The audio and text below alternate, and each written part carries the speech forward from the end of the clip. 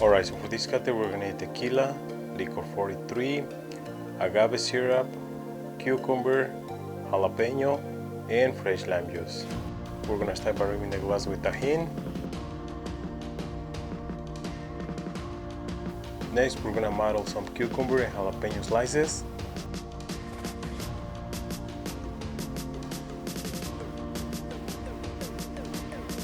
Ice,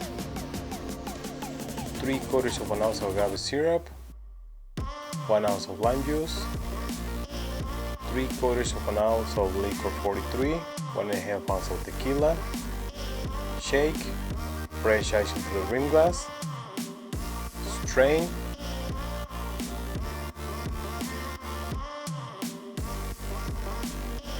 I absolutely love the color on this cocktail.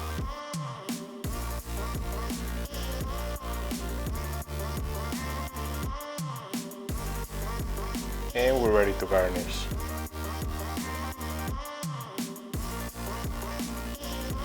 Lime wedge and a few jalapeno wheels.